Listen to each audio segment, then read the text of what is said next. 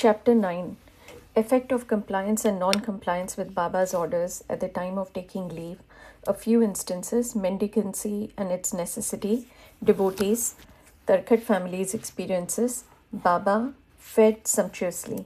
At the end of the last chapter, it was briefly stated that the bhaktas who obeyed Baba's orders at the time of taking leave fared well, and those who disobeyed them suffered many a mishap.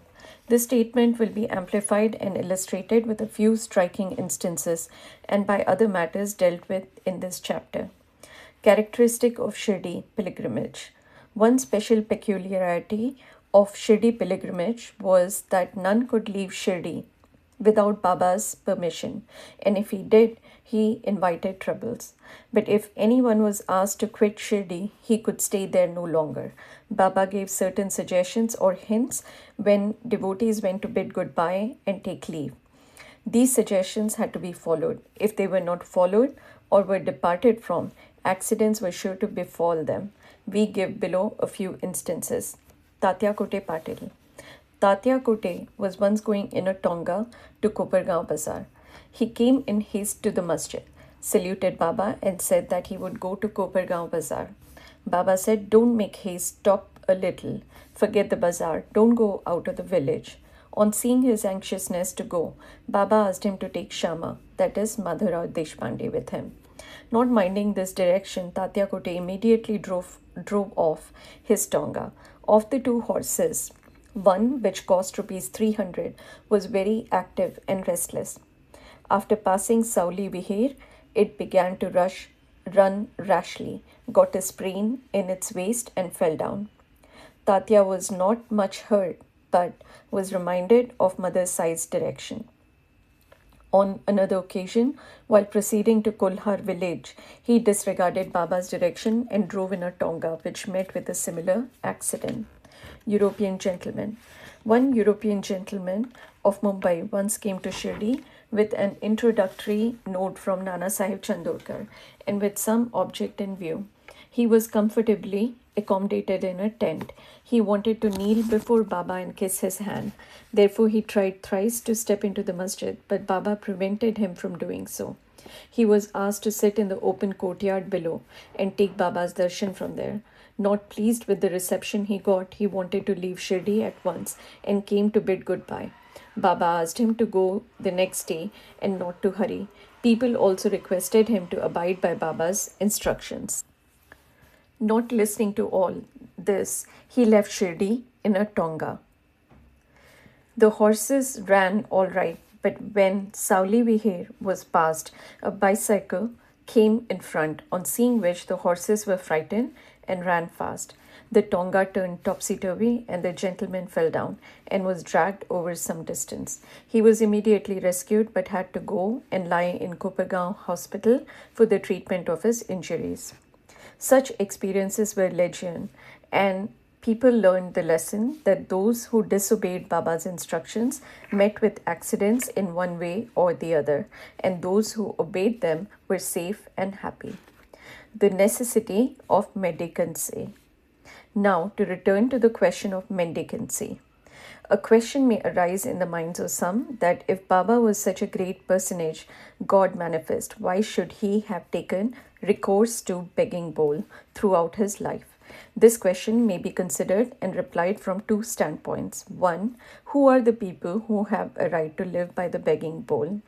Our Shastras say that those persons who are getting rid of or becoming free from the three main desires, that is, 1 for progeny, 2 for wealth, 3 for fame, and accept sannyas, are the fit persons to live by begging alms. They cannot make cooking arrangements and dine at their home. The duty of feeding them is laid on the shoulders of householders. Sai Baba was neither a householder nor vanprastha.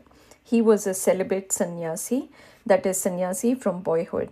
His firm conviction was that the universe was his home. He was the Lord Vasudeva, the supporter of the universe and the imperishable Brahma. So he had full right to take recourse to begging. 2. Now, from the standpoint of Panchasuna, that is 5 sins and their atonement, We all know that in order to prepare foodstuffs and meals, the householders have to go through 5 actions or processes. That is 1. Kandani, that is pounding. 2. Peshani, that is grinding. 3. Udkumbi, that is washing pots. 4. Marjani, that is sweeping and cleaning. And 5. That is chulli, lighting hearths. These processes involve destruction of a lot of small insects and creatures, and thus the householders incur sin. In order to atone for his sins, our Shastras prescribe 6 kinds of sacrifices, that is 1. Brahma Yajna, 2. Veda Dhyanan, that is offerings to Brahman or the study of the Vedas. 3. Pitra Yajna, that is offerings to the ancestors. 4. Deva Yajna, that is offerings to the gods. 5. Bhuta Yajna, that is offerings to the beings. And 6. Manushya Atithi Yajna, that is offerings to men or uninvited guests. If these sacrifices enjoined by the Shastras are duly performed, the purification of the mind is effected, and this helps them to get knowledge and self-realization. Baba, in going from house to house, reminded the inmates of their sacred duty, and fortunate were the people who got the lesson at their homes from Baba. Devotees' experiences. Now, to return to the other more interesting subject, Lord Krishna has said in the Bhagavad Gita 9-26, "Whosoever devoutly offers to me a leaf, a flower, or a fruit, or water, of that pure-hearted man, I accept that pious offering." In the case of Sai Baba, if a devotee intended really to offer anything to Sai Baba, and if he afterwards forgot to offer the same, Baba reminded him or his friend about the offering and made him bring it to him and then accepted it and blessed the devotee. A few instances are given below. Tarkhat family, father and son. Mr. Ramchandrat Atmaram alias Baba Saheb Tarkhat, formerly a Prarthana Samajist, was a staunch devotee of Sai Baba. His wife and son loved Baba equally or perhaps more. It was once proposed that Master Tarkhat should go with his mother to Shirdi and spend his summer vacation there. But the son was unwilling to go, as he thought that in case he left his home in Bandra, the worship of Sai Baba in the house would not be properly attended to, as his father, being a Prarthana Samajist, would not care to worship Sai Baba's picture. However, on his father's giving an assurance under oath that he would perform the worship exactly as his son was doing, the mother and the son left for Shirdi on a Friday night. Next day, that is Saturday, Mr. Tarkhat got up early, took his bath, and before proceeding with the puja, prostrated himself before the shrine and said, "Baba, I am going to perform the puja exactly as my son has been doing, but please let it not be a formal drill." Saying so, he performed the puja and offered a few pieces of lump sugar as nevedya, that is offering. The sugar was distributed at lunchtime. That evening and next day, Sunday, everything went on well. The following Monday was a working day, and it also passed well. Mr. Tarkhat, who had never performed puja like this in all his life, felt great confidence within himself that everything was passing on quite satisfactorily, as per the promise given to the son. Next Tuesday, he performed the morning puja as usual and left for his work. Coming home at noon, he found that there was no prasad or sugar to partake of. When the meal was served, he asked the servant cook, who told him that there was no offering made that morning and that he had completely forgotten to perform that part of the puja, that is offering nevedya. At this, he left his seat and prostrated himself before the shrine, expressed his regret at the same time, chiding Baba for the want of guidance in making the whole affair a matter of mere drill. Then he wrote a letter to his son stating the facts and requested him to lay it at Baba's feet and ask his pardon for his neglect. This happened in Bandra at about Tuesday noon. At about the same time, when the noon aarti was about to commence in Shirdi, Baba said to Mrs. Tarkhat, "Mother, I had been to your house in Bandra with a view to have something to eat. I found the door locked I somehow got an entry and found to my regret that Bhau, that is Mr. Tarkhad, had left nothing to eat for me. So I have returned with my hunger unappeased. The lady did not understand this, but the son, who was close by, understood the whole thing, that there was something wrong with the puja in Bandra, and he therefore requested Baba to permit him to go home. Baba refused this, but allowed him to perform puja there. Then the son wrote a letter to his father stating all that took place at Shirdi and implored his father not to neglect the puja at home. Both these letters crossed each other and were delivered to the respective parties the next day. Is this not wonderful? Mrs. Tarkard. Let us now take up the case of Mrs. Tarkard herself. She offered three things, that is bharit, that is roasted brinjal mixed with curds and spice. Two, that is kacharya, circular pieces of brinjal fried in ghee. Three, pedha, that is sweet meat ball. Let us see how Baba accepted these. Once Mr. Raghuveer Bhaskar Purandare of Bandra, a great devotee of Baba, started for Shirdi with family. Mrs. Tarkar went to Mrs. Purandare and gave her 2 brinjals and requested her to prepare bharit of one brinjal and kacharya of the other when she went to Shirdi and served Baba with them. After reaching Shirdi, Mrs. Purandare went with her dish of bharit to the masjid. When Baba was just sitting for meals, Baba found the bharit very tasty. So he distributed it to all and said that he wanted kacharya now. A word was sent to Radhakrishna Mai that Baba wanted kacharya. She was in a fix as that was no season of brinjals. How to get brinjals was the question.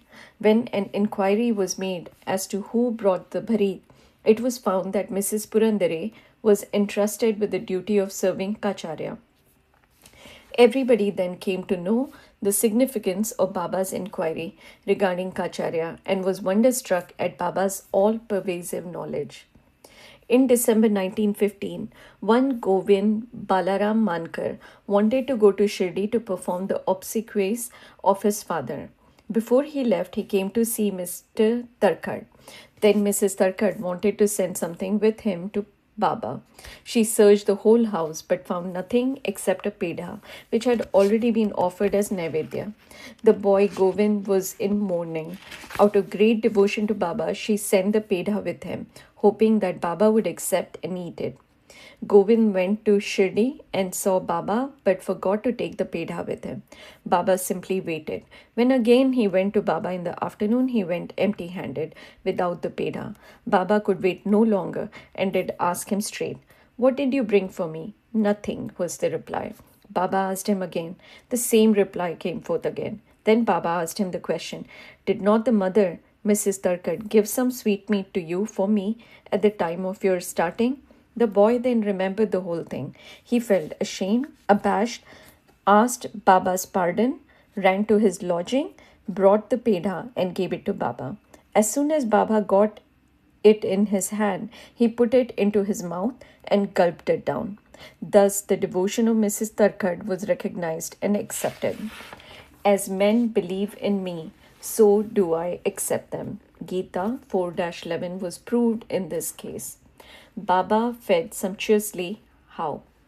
Once Mrs. Tarkad was staying in a certain house in Shirdi. At noon, meals were ready and being served when a hungry dog turned up there and began to bark. Mrs. Tarkad got up at once and threw a piece of bread which the dog gulped with great relish. In the afternoon, when she went to the masjid and sat at some distance, Sai Baba said to her, "Mother, you have fed me sumptuously. My famished pranas, that is, life forces, have been satisfied. Ever act like this, and this will stand you in good stead. Sitting in this masjid, I shall never speak untruth. Take pity on me like this. First give bread to the hungry, and then eat yourself. Note this well." She could not understand at first the meaning of what Baba said. So she replied, "Baba, how could I feed you? I am myself dependent on others and take my food from them on payment." Then Baba replied, "Eating that lovely bread, I am heartily contented and I am still belching. The dog which you saw before meals and to which you gave the piece of bread is one with me. So, also other creatures like cats, pigs, flies, cows, etc., are one with me. I am roaming it in their forms. He who sees me in all these creatures is my beloved. So, abandon the sense of duality and distinction and serve me as you did today. Drinking these nectar like words, she was moved. Her eyes were brimmed with tears, her throat was choked, and her joy knew no bounds. Moral: see God in all beings is the moral of this chapter. The Upanishads, the Gita, and the Bhagavad all exhort us to perceive God or divinity in all the creatures. By the instance given at the end of this chapter and other numerous to mention, Sai Baba has practically demonstrated to us how to put the Upanishadic teachings into practice. In this way, Sai Baba stands as the best exponent or teacher of the Upanishadic doctrines. Bow to Sri Sai, peace be to all.